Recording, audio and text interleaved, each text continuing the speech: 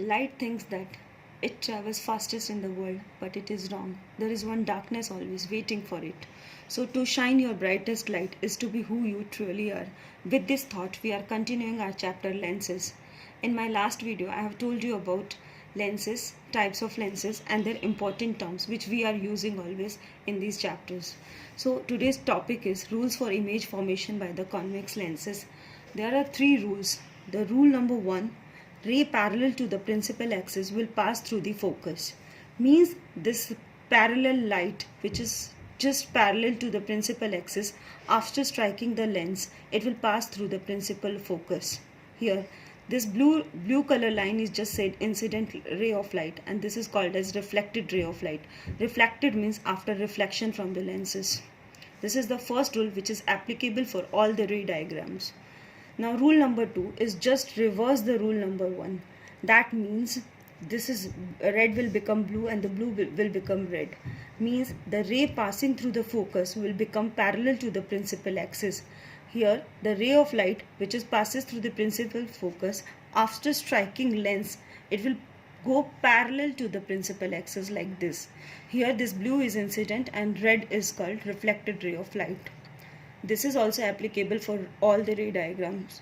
Now rule number 3, the ray passing through the optical center will emerge without deviation. Without deviation means it will not turn in any of the directions, it will go straight like this. Here this is blue light when it passes through the optical center, which is the center part of the lens. Then this red color is called as reflected ray of light, which goes straight without deviation. Now are some of the ray diagrams, that is image formed by the convex lens. Before starting this is an important note. This is center of curvature means twice of focus, that is center of curvature always twice of principal focus. So object, when the object placed beyond the center of curvature means far away from the 2f. This is 2f which is called as center also. See, this is the ray, this is called object. First rule, it strikes lens, after that it passes through focus. Second rule, it passes through the optical center and it just passes without deviation. Where these both the rays of light meets, there is called as image. Here in this case we are just observing when the object is beyond the 2f, the image we are getting between f and 2f, that is focus and center of curvature. The size is smaller. This image is called real and inverted.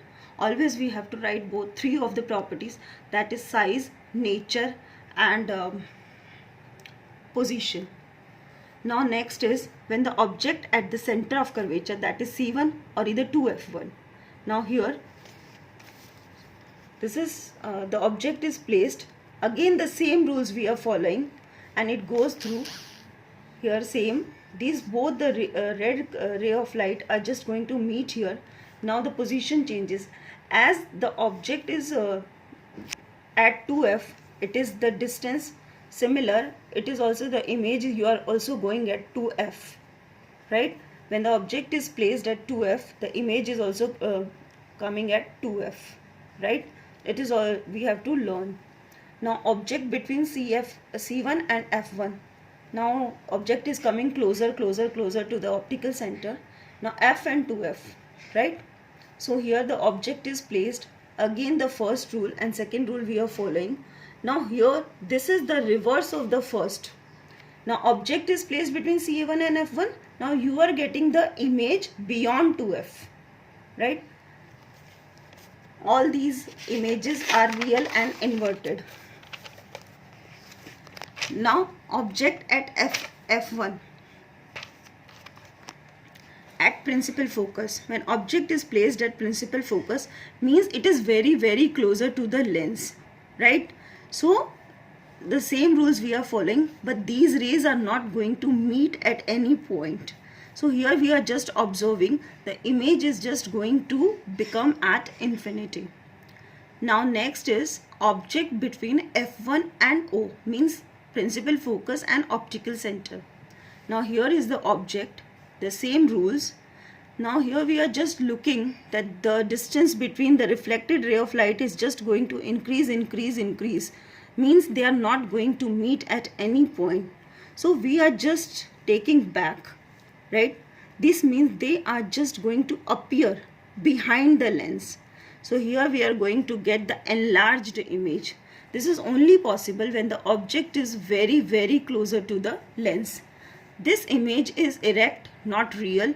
It is not inverted, and this is called virtual and erect image. In the next topic we will be doing what is the difference between the real and the virtual images. And this is the last ray diagram when the object is placed at infinity, when we don't know where actually the object is placed. These all are the parallel beam of light. When all the parallel beam of light strikes the lens, it passes through the focus. Here we are going to get the image. This is called point sized image at the principal focus. Means how much far the object will be, you will get with that smaller images, right? This is just a table. In this I have shown where the position of the object, if it is at infinity, the position of the image will be at focus, the size of the image will be point size, and the nature of the image will be real and inverted. In the second, if the object is placed beyond 2f, the image will be getting between f and 2f. The size of the image will be smaller than that of object, and the nature will be real and inverted.